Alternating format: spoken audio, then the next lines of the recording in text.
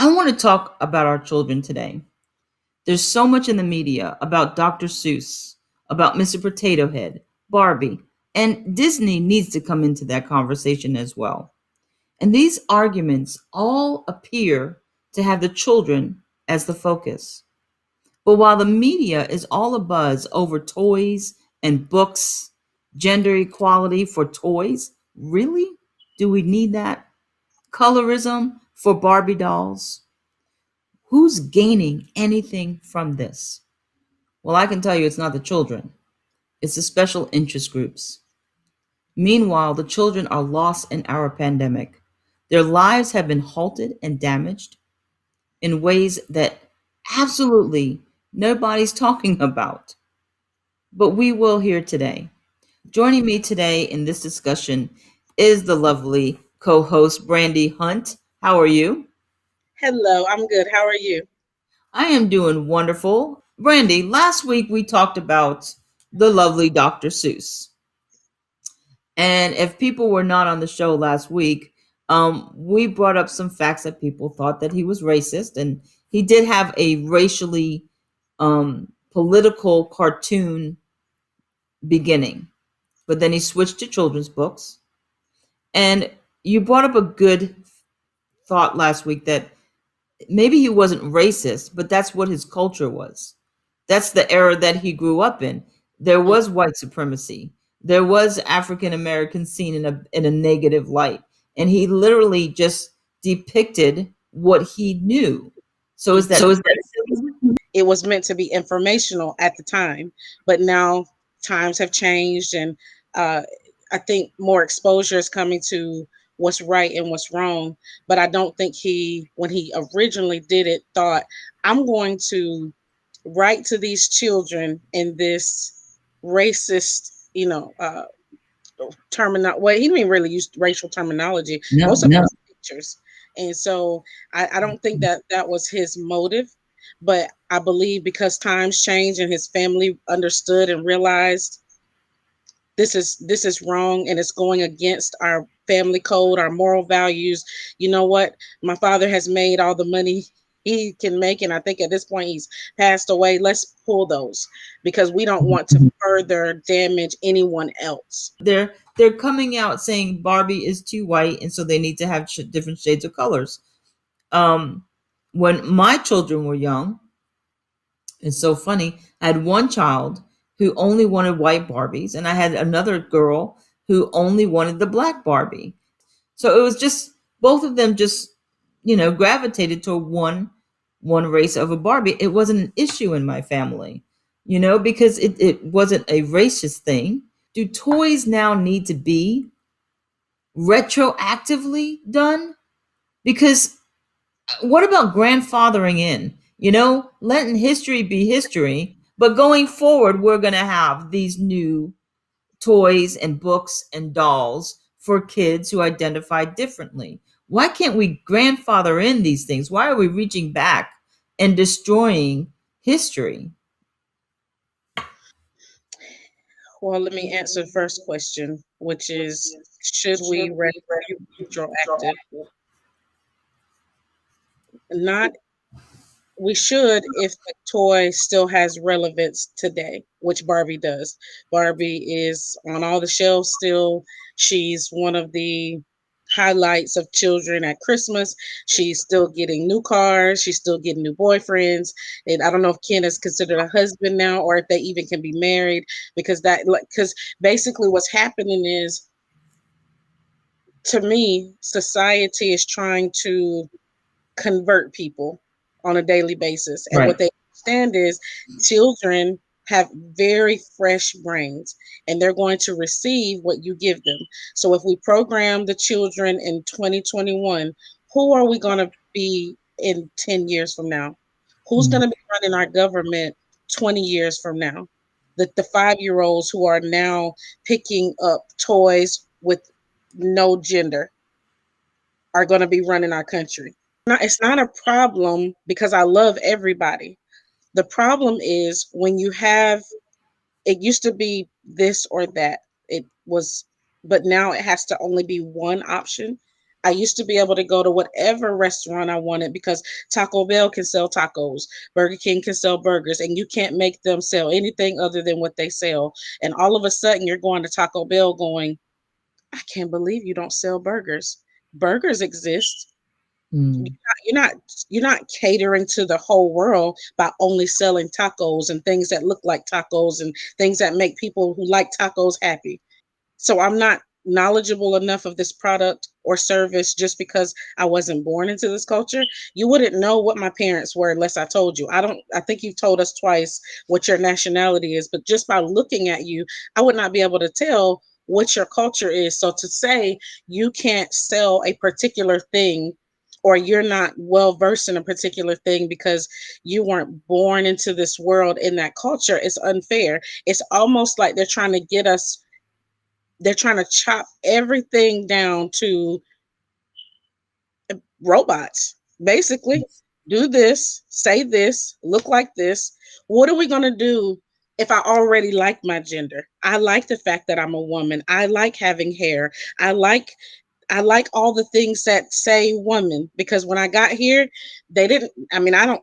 I'm sure I heard the doctor say it's a girl, but I didn't just say, "Oh, I don't know, don't call me anything until I get like 15 and could decide on my own which one I want to be." That none of that really meant something behind the scenes is driving these decisions.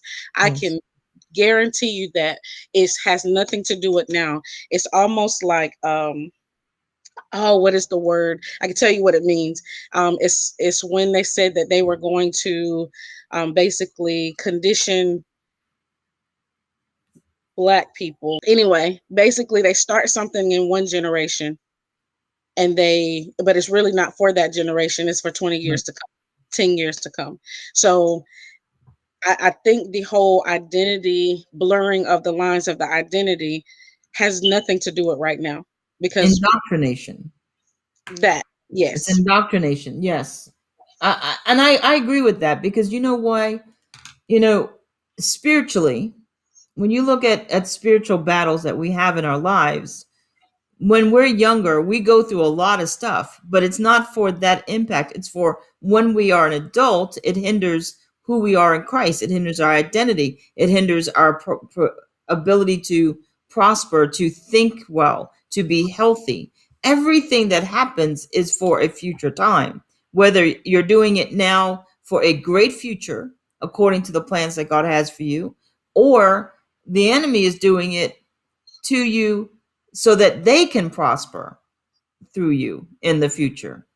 And so, indoctrinating our kids now, I like what you said, going back to our kids, I like what you said about the toys, the books, everything that the kids are experiencing now, and how they're trying to gender neutral it, how they're trying to break everybody into different segregated groups. And that's what it is. We're going back to segregation if we right. don't stop. That's going to be the next generation running this country, making the laws.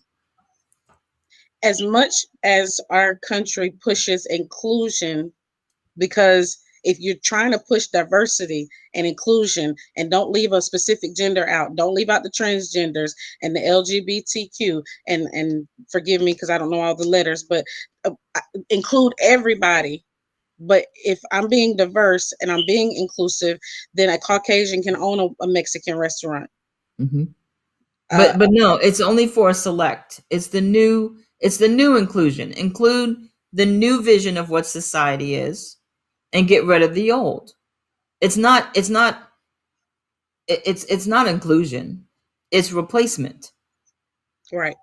It's a replacement society. You know.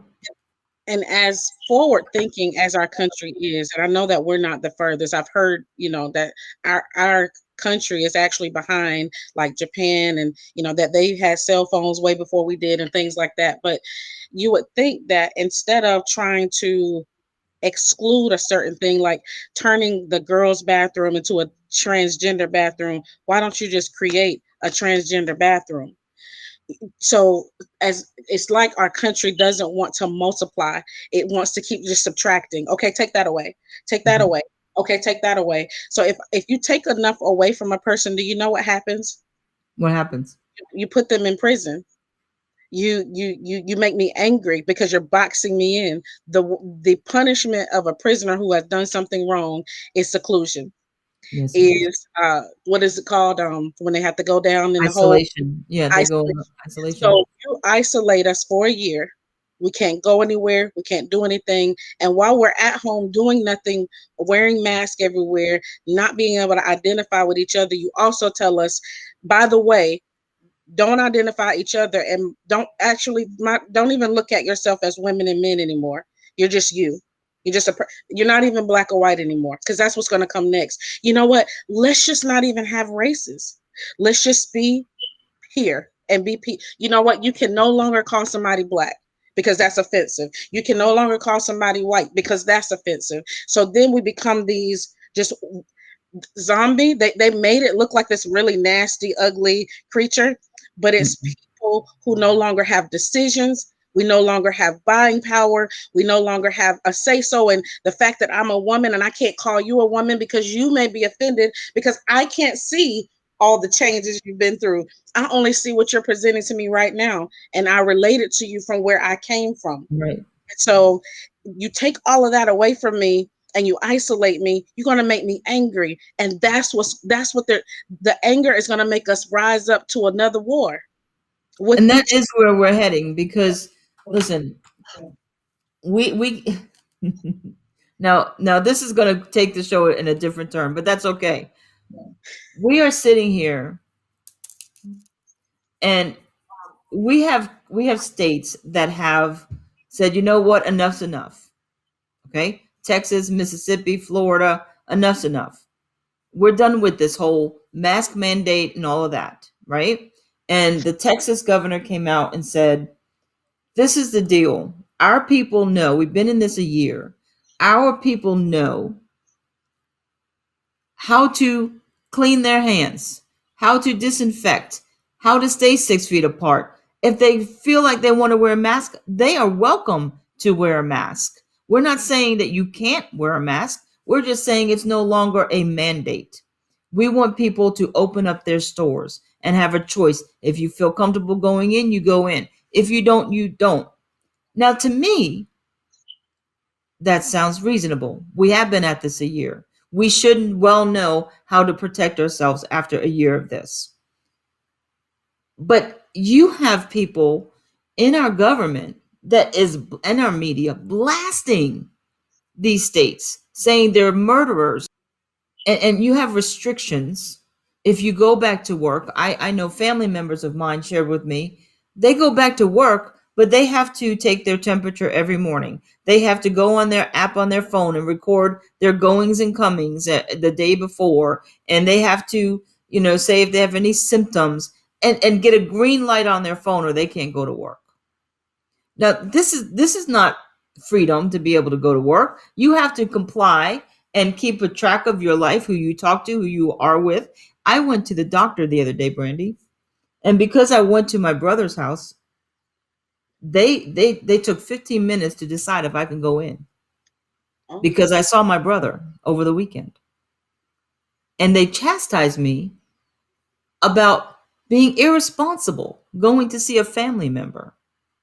But it's so ingrained that we have to follow this mentality, or we're outlaws, or we're rebellious, or we're endangering other people in society. But at the same time, you have a president who is saying, hey, illegal immigrants come into Texas, no COVID testing. They're just coming into Texas by hundreds. I believe there was over 100 positive COVID tests of people that came across the border. They're not coming over with masks. They're not coming over with testing or vaccines or any screening. They're just being let in. So here, like you said, I'm going back to your point of anger, because here you have people like us who's been shut down for a year. And then we see our schools, our kids getting hurt. We see special interests rising. We have all of our ways that we know being challenged. Whether I'm a Mrs., I'm not even a Mrs. anymore, according to some people. Right. I'm just a spouse. I like Mr. and Mrs. That was an honor to be able to be called Mrs. Keenan. I remember the day I got that name, and it was an honor to get that name. And now people want to take that away from me, that don't even know me, that I don't even care about. They don't care about me. I don't understand how they can impact my life that way. It shouldn't happen. But then you have all these other freedoms that are being given to people who shouldn't have them. Right. Anger is going to happen. We are going to rise up. I don't know how. I'm not saying, I'm not inciting anybody. Let me just say that. Right. But you see it coming. There's a boiling point coming. Well, here's the magic question is, how much are we going to allow them to take before we determine that we need to just make a new decision? Do we take our kids out of school if they're being forced to go into a transgender bathroom? Do we, or do we teach our daughters how to fight? Do we, what decision do you make?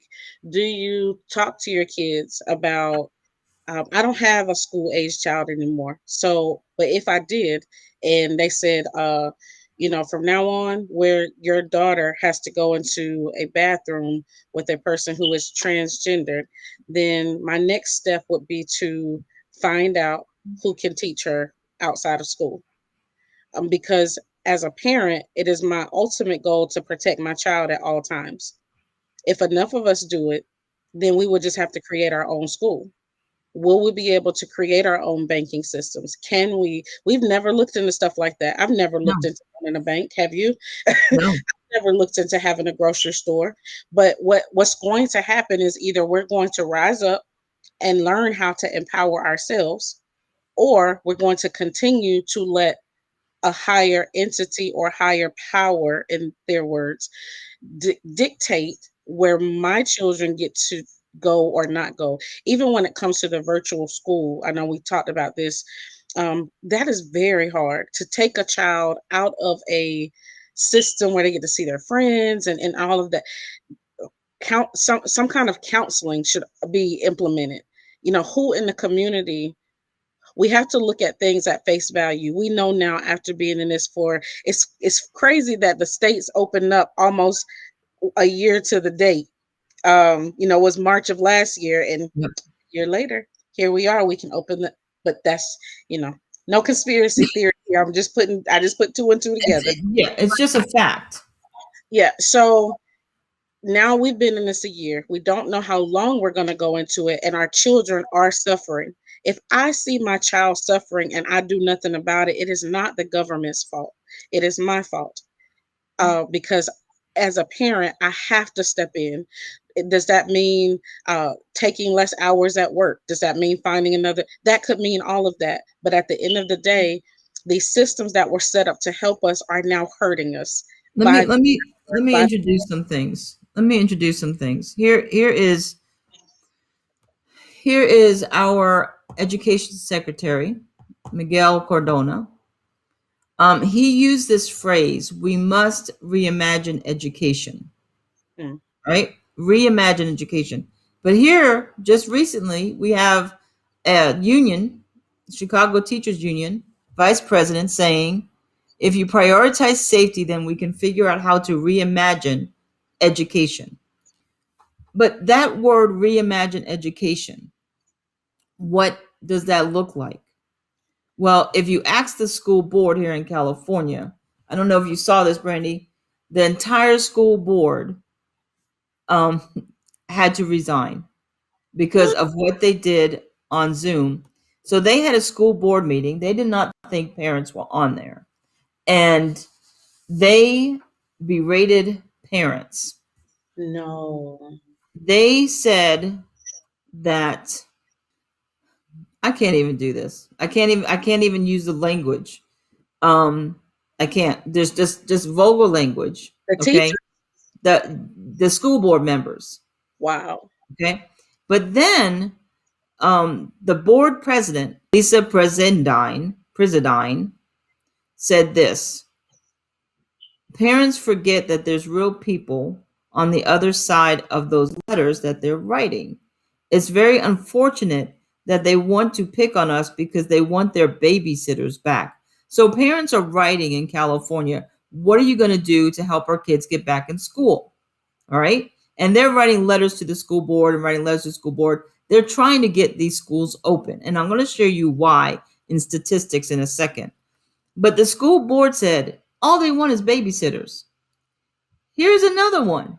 Board member Richie Masada said parents only want their kids back in school so they could smoke marijuana while the kids are out of their home.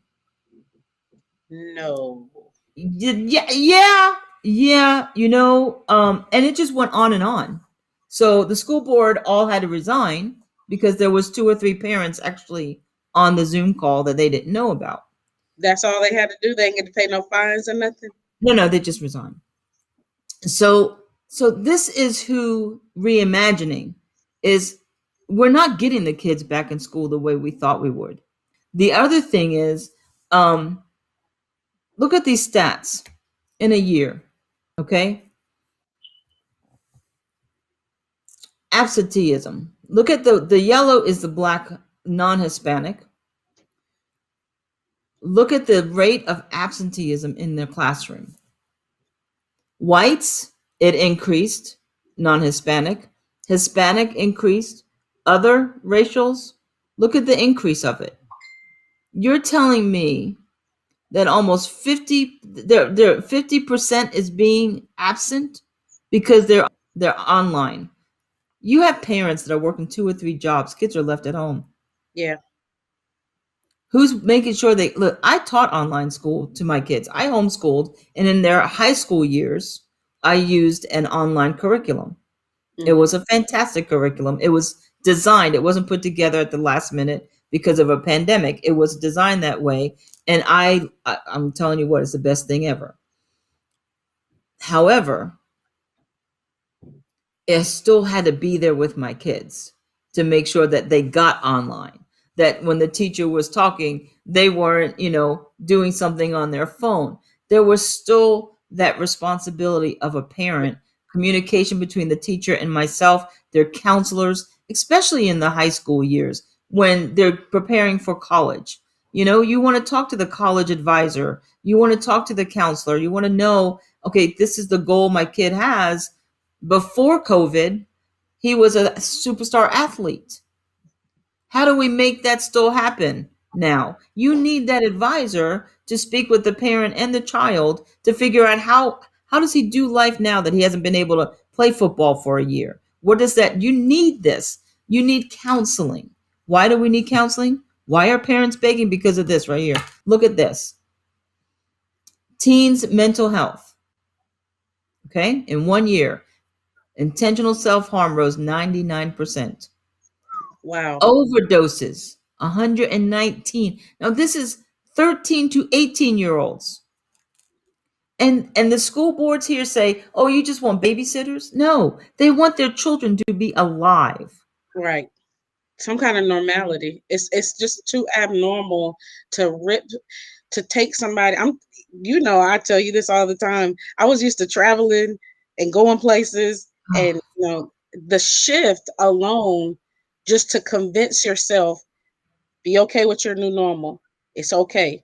Just that part alone, and I'm Yes. 40. I have to continue to remind myself it's okay. We're gonna go back out there one day, and if we don't, it's okay. But and I'm 40. You're talking about 5 year olds, 10 year olds, people who don't even know what the world really is like yet, ripping their normal away from them and sitting them in front of a computer without much movement. Because I did help, someone for what, a month and a half of I virtual, remember. and the up and downness, if that's a real word, was unreal. The panic, the anxiety, the frustration, the computer breaking down, just the constant disappointment. My teacher don't understand me and I don't understand them. I can't walk to their desk like I used to be able to, or stay after class like I used to be able to. They're equally helping their child on the side. Hold on, my child has a question. Okay, all right. And then they're coming back, and then they have a husband or a wife teaching virtual across the room. So you're telling me that adults who can barely get it together, we're expecting our children to just be like, okay, I'm home all day. It's okay. Kids really don't want to be home all day as much as we don't want them home all day. Being in a society helped us all, not just our kids, going to be babysat. That's part of life. If I wouldn't have went through regular high school and middle school and just school, I wouldn't be the person I am today. You build your social skills, you build your, you know, communication skills. Just with sports, you ripped their whole life to just stay home, be with your family, sit there. There was husbands that didn't even want to be and wives that didn't want to be at home with their own family. They're like, oh hey, I got a whole family. Yeah, they Because didn't even know their family before COVID, and that was some of it was positive because they got that time to know each other and get to know each other, but it was a shock for shock. parents to be around their kids 24/7 and then kids being around their parents 24/7. But it's deeper than that, Brandy, because I talked to this week alone at least 10 families and children. I had two phone calls about suicides, Mm, one of a niece of a friend and one of a cousin of a friend. They were both, one was middle age, middle school, and one was high school. oh, And it was all linked to not being able to be themselves, not being able to interact with people, that's not right. knowing that this was going to end. They couldn't take it anymore. Yeah, You wonder why kids are killing themselves. And we're doing nothing. We're sitting around talking about toys and books and stuff like that when we should be talking about kids like this child. Look at this child's face. Why do you think she's crying? That's um, real tears. That girl broke down crying. Guess what that picture's about? Can you guess? nope. She got news that her school was going to be open. Oh, And that is how she responded. We cannot think that our kids are not being hurt by this. yeah. When you have a child break down like that little girl did because she's going to be able to go back to school, I know how she feel. I know exactly how she feel. When I get the phone call, hey, the world is opening back up and class is now in session and I can start traveling and doing I can imagine, because it's that seclusion. We Most people feel like they're on punishment and we just can't figure out what we did to be on it. I remember my mom be like, everybody go to your room. And we're like, what do we do? And then like, you did something. Go to your room, shut the door, don't come out. And while you in there, go to school. And can you imagine the parents who aren't well versed in all of these subjects, no, no. yelling, screaming, hollering at their kids because not because they don't love their kids, but because they're just as stressed and there's no counseling involved because counseling is somewhat expensive. So when I say we should pull on each other and our resources, that's what we're going to have to start doing, looking in our pool. That's why I call you and I say, hey, I got this thing going on. I got this thing with my kid. I got this thing with my boyfriend or ex-boyfriend now. You know, just I got this thing with work because we have to have somewhere to find an answer. And I think one of the things that we have to teach our children is suicide prevention because that's a thing now. That's like an answer to things. Where when I was growing up, we had what was Smokey the Bear? The fire prevention, That was fire your fire prevention. prevention Yes. because there was some huge statistic of fires could happen. I've never been in a fire, thank God, where I was, running for my life, but I have friends who had. And then after the fire prevention was over, then there'll be like the next year, oh my gosh, I'm glad we went through that fire prevention because Yep. so for me, I think that we need to, because of this year, suicide prevention needs to happen because that's now an answer for virtual school. If virtual school's not working out for you and you're upset and you're, at your wits end, just end it. No, no, no, no, no. There's an answer. Like there's an answer for this. You don't have to.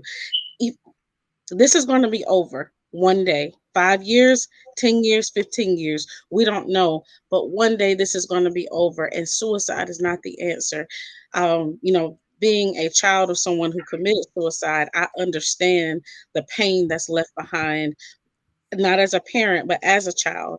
And so I think suicide prevention needs to be on the top of our things that we talk about for that reason, because maybe it hasn't happened to you. But what if your friend calls you? That's what they used to ask us. If your friend calls you and their house is on fire, what are you going to tell them? Stop, drop, and roll, because that was the answer to that, right?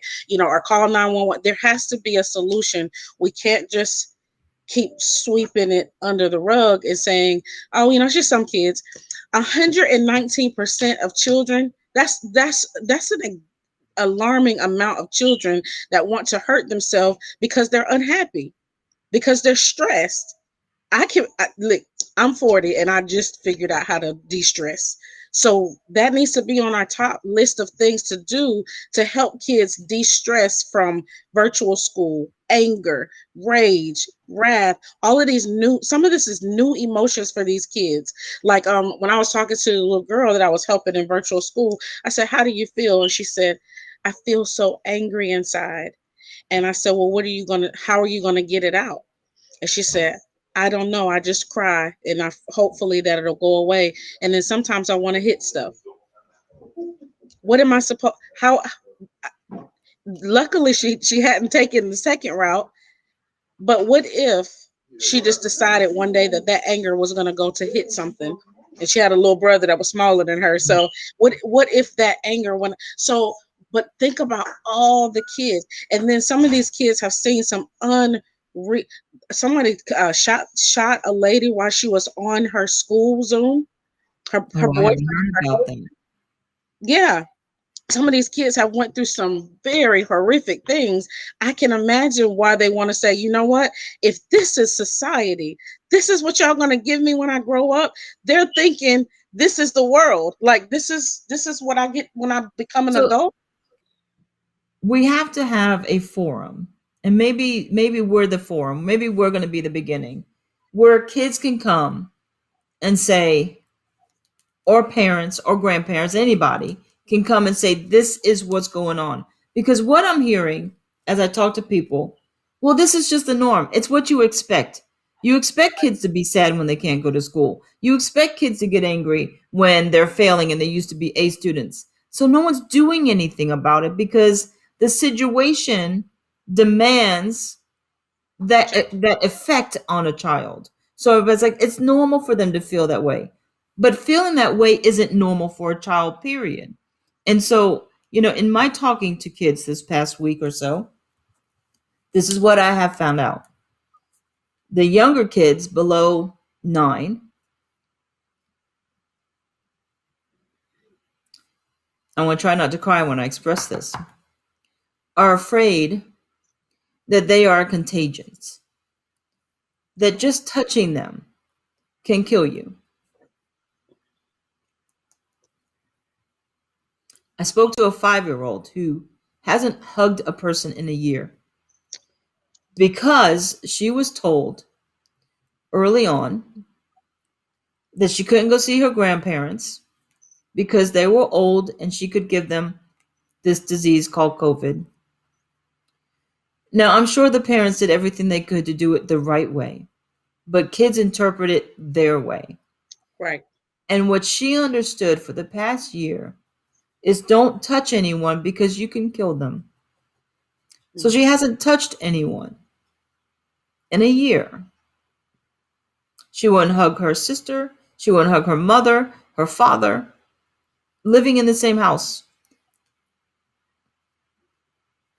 That child's going to be forever changed. Yeah. So we got little ones not understanding, and they think that they're going to kill people.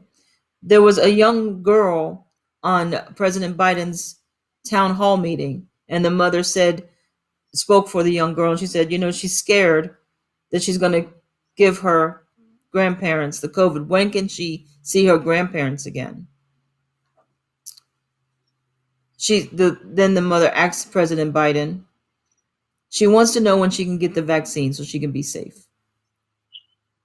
Mm, Kids are thinking that they're killers, that there's something inside of them that is going to kill people if they are around them and touch them. We have to address that because that's not accurate. We have to address that there are kids on online school that have no friends. Even on online, it's still rejection. When you're sitting in online school and there's 12 kids and they all know each other, but you just moved into town, so you don't know any of the kids, they're not talking to these kids online, Brandy. They're just sitting there being isolated. They're not letting the new kids in any conversation. So there's preteens and teenagers that I've gotten aware of that, they're just sitting there on online school feeling rejected yeah, because they moved into a city right before closure, right before the schools went online. hard. I know that was hard. So they don't know anybody at all. We have to address these issues of straight A students not being able to learn on a computer for whatever reason. It doesn't matter, but now they're failures. Now let me tell you, my kids were straight A students. I was a straight A student. For some straight A kids, like my son, he was a straight A kid. So was my youngest. But it wasn't a thing for them. If they got a D, who cared? They didn't, it wasn't a problem for them. They got it because they were good at school. C'est la vie. But for one of my children and for myself as a young kid, it meant something to be straight A. It was important to be a straight A student. The self-esteem was attached to the grades. You get a child that was straight A, getting the accolades, and now the parents saying, "What's wrong with you? Now you're getting C's and D's. What's happening to you? You're throwing your whole entire life away." Right, That's messing with these kids. right. And the unfairness of the fact that colleges are choosing based on grades in the last year. So you're talking about the 10th graders, 10th, 11th, and 12th graders totally not having the grades that they would have had they been in school. Yeah, so So what are they going to do? Go to school until they're 20 now to make up for it? and make up for or go to a school that's subpar, less than what my grades would have allowed me to go to Harvard if I was going to school. But now I can't go to Harvard because my grades dropped during the pandemic, and there's no way that I can use my ninth grade or eighth grade grades. They want 10th, 11th, and 12th GPA. So how is that's not fair to a child who worked their whole life to go to a top notch school, and then the pandemic hit and they have no recourse. None. You just failed. Virtual school it is. We don't have an answer. I think that somewhere there has to be a curve. There Somewhere has to be they're a going to curve. have to figure out how to maybe test differently, maybe use different a different scale altogether. This has literally changed the trajectory of our entire lives. There is Look at nowhere this. in our lives. No, look at this graph again. This absenteeism increase. Now, it's kids not going to school, right? But it's Mm, more than that. That means that those kids are not being educated on those days. There's going to be gaps in their learning because they're not able to get online. I know, like my internet. Well, when we do shows, sometimes I'm like, "Oh, it's cloudy outside. The internet's not working." That happens in real life. yeah. So, if you don't have a good internet service, or weather happens, or like Texas, the freeze, okay, there's no school. What if you don't have the How internet? long? What if your mom and dad lost their job due to the pandemic and Can't internet afford internet. and can't afford the internet? It just so it just comes down back to there's got to be a different way, and after a year, somebody's got to figure it out because we're going into a second year. It doesn't look like it's slowing down. Have you seen the numbers yet? I've heard it's getting better, and then I've heard it's getting worse. I This morning they said Los Angeles is increasing again. I don't know why, because we've been locked down forever. Why is Los Angeles even a problem if lockdown worked? Because that's all I'm saying. If it worked, Los Angeles would not be a high rising number again. It just would. Just would. Just would. But Brandy, I think I said the other day, last week, that someone needs to get up and start tutoring these kids. And I said, well, maybe because it came out of my mouth, I need to be the one to do it. And I am reaching out to some local churches to see if I can't come in and if they can put it in their neighborhood, just in their local community. If your kid is struggling, come here for 2 hours a day and we'll help, and see if parents will bring their kids to a local church, and I will set up the program, set up the volunteers, and get some kind of tutoring, bridge the gap kind of system going for these children, having counselors. We need mental health counselors on site for these families. This is something we all can do in our communities. If you are an at-home mom, that taught homeschool, if you were a teacher, if you have a counseling degree, go to your local churches. It doesn't matter denomination at this point. It's a place where they have the room and the housing. It's neutral. It's not bringing them to your home.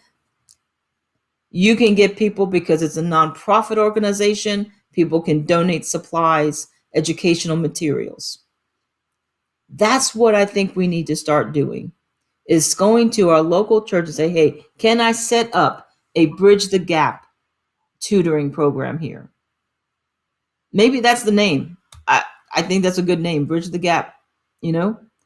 So Brandy, you and I need to talk off air about how to make this happen in our local communities, because I think we need to have this avenue, because even if schools open today, these kids are still lost. Right, These kids are going to school with these insecurities, these fears, the loss of teaching. How are you going to take a kid? uh, Nevada schools opened up, all right, I think this week. It's March. What are they going to do from March to June? right. The first couple of weeks, they're just going to be in shell shock and trying to get back into seeing their friends. Can we touch? Can we not touch? Oh, don't touch. Did you mask up? It's going to be a week or two of just, what Chaos. does this look like? Hmm. And then by the time they get in the groove, it's going to be summer. What they're bringing all their mess with them. They're bringing the loss of luck. Listen, one thing we didn't touch on is kids. They Grief. lost family members through COVID. All those deaths have children in those families. Yeah. Deaths that the child, probably, if it was early on, they didn't get to say goodbye to that loved one because they were in a hospital quarantined. So now people just disappeared. You know, they didn't get to go to the hospital, say goodbye to Nana or to Auntie or to Mom, or they didn't get to say goodbye. They would, oh, well, she died. Sorry, she's not coming home. Right. So you're going to have kids coming into school systems with all of this. And in I the think very, that, and you know how people couldn't even be with anybody when the coronavirus first hit. It was like nobody can come in the hospital, nobody can come in the hospital room. People were dying by themselves. I can imagine a child not being able to be with their family, their mom, dad, grandparents, aunts in their final moments, especially if you raised me, like if your aunt raised you and I'm 15, and I can't come in the room to say that's devastating. And there's no grief counseling. There's nothing. Just go back to school on Monday. yeah. Nothing. Nothing at all. And you know, you said at the first pandemic, it is still that way here in California. You can't Correct. go in with someone to the doctor's office. You can't go in with them. That's so what?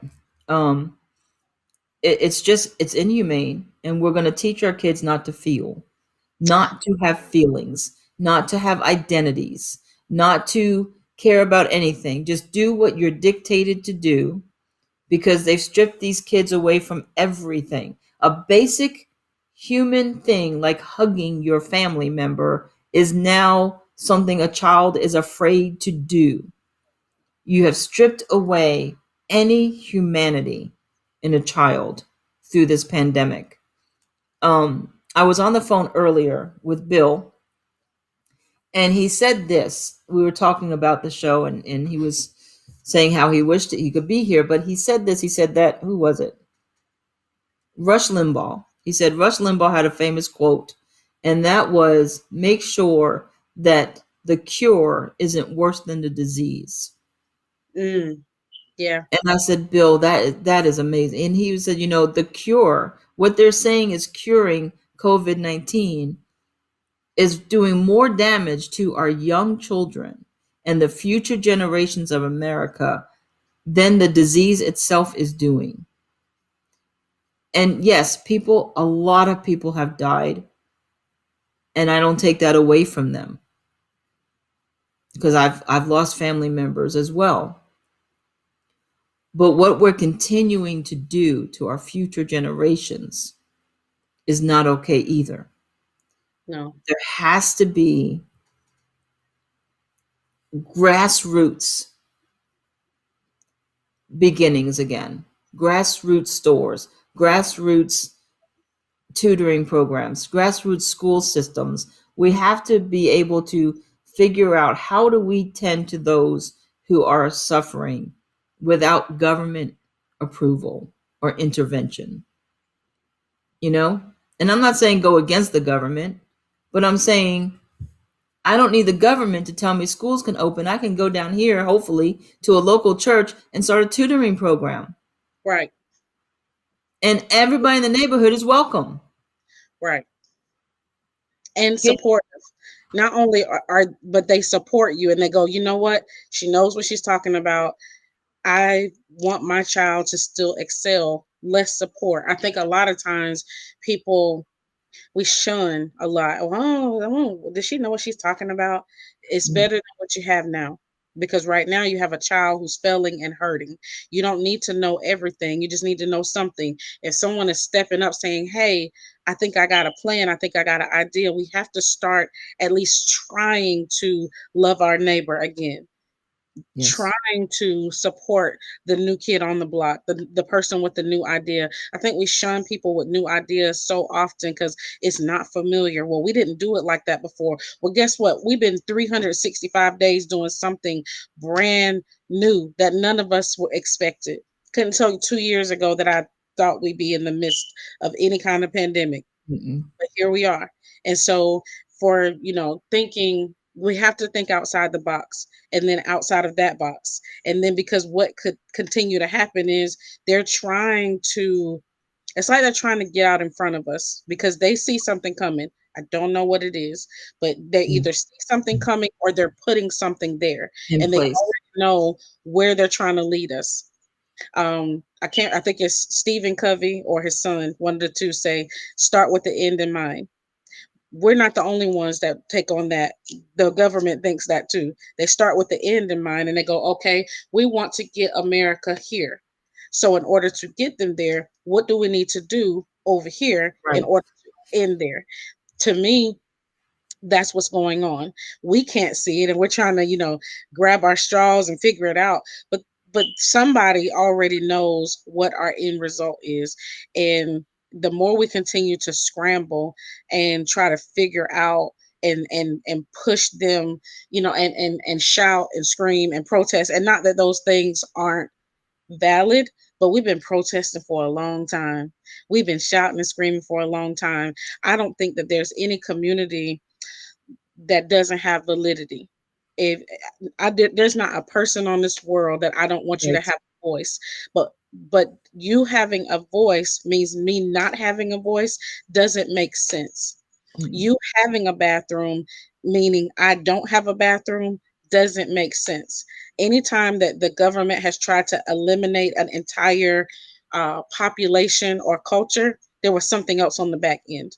So we have to continue to look at the big picture, but start figuring out what resources do we have between us that we can use to build our families and right here where we are, because the government's never going to show us their full No. picture ever. I agree with you, but we have to start. We have Yeah. to not just talk about it. We actually have to start implementing.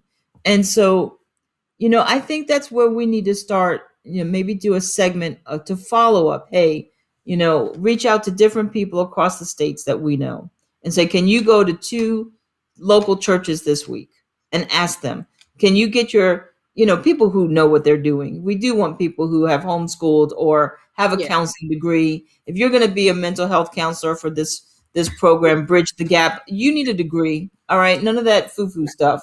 Um, You know what else? what?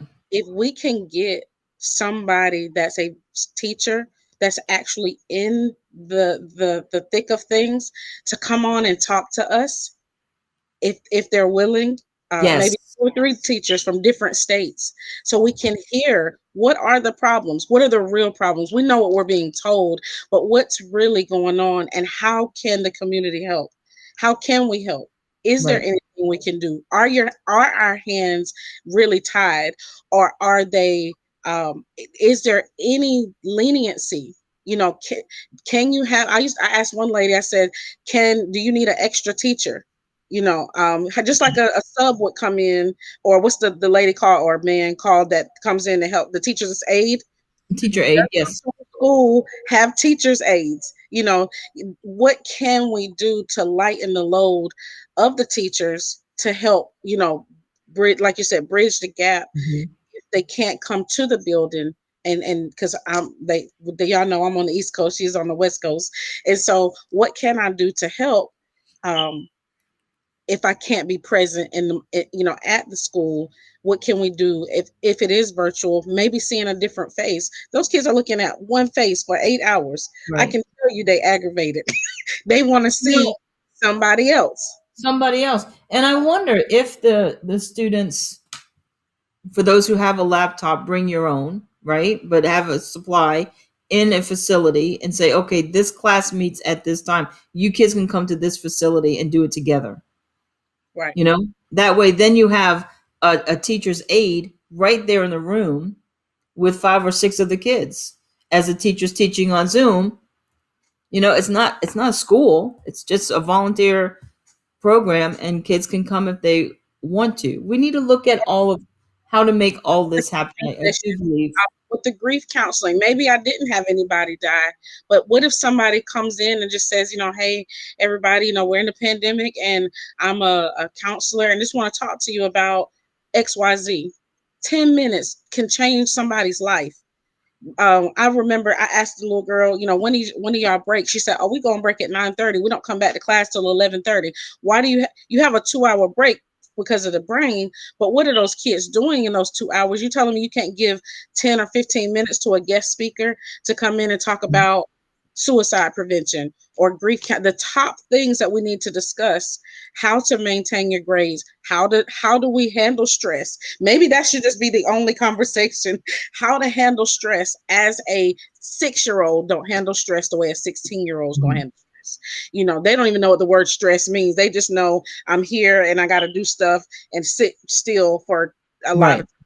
And so and even talking to the parents who can jump on that Zoom. I just think that we're trying to do old with new.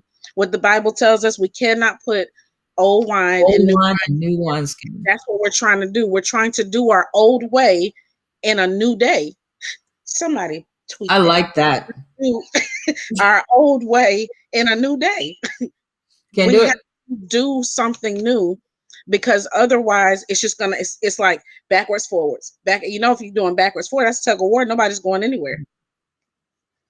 I do think that this show took a different turn. It was not supposed to be about this at all. Nope.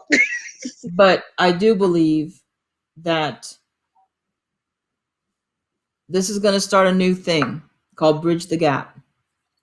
We're going to bring in teachers, counselors, suicide prevention, mental health workers, and we're going to bring a discussion together on what we need to do to implement this. Churches, I'm going to reach out to some churches and see if I can't get them on the line to say, what do we need to do to use facilities to get the word out that we want to start a Bridge the Gap program for our youth that are hurting amidst this COVID. Um, because we can't wait Mm-mm. for our government to decide to put our kids first. Yeah. And like you said, your child is grown, my children are grown, but that doesn't mean that these children shouldn't get a voice. Right. And I think today, Truth to Hear and the Truth Talk program has been given a assignment to be the voice for the children, to Yeah. open a door to bridge the gap. And so we're going to do that. If you are listening today and you want to help, please, by any means, give us all of your thoughts, as long as they are productive. Um, the best thing is to email me at info@truthtohear.org. If you are a teacher, a mental health certified worker, if you have a church or a facility that can bring children, we're not talking large numbers because then that would be a school and that's not allowed, but a tuition, I mean, a tutoring program, a place where kids can come and their family can come for help. Um, Email me your contact information, what it is. If you would like to be on the show, we're going to put together a show, Brandy, um, to bring everybody together. I don't know how long it will take, a week, 2 weeks, but we'll work diligently on making sure that we bring a show together that crosses the states to get a good picture of what the states are doing and what teachers need, not the teachers union, but what teachers need, what the students need, and see if we can't get a good panel to really discuss how to create this new concept, this new program. I look forward to that. Me too. I'm so thankful for you, and I'm thankful for you who are listening, um, to Truth to Hear every day for our daily dose, but especially those who comment. So don't forget to comment. Tell us what you think. What programs you would like to be part of. Don't forget to hit the like and subscribe button so that more people can be alerted to this show and get the information that you are enjoying. And don't forget, your daily dose continues every day at 2 p.m. Thank you for joining us. Have a good day, Brandy. Bye. You too.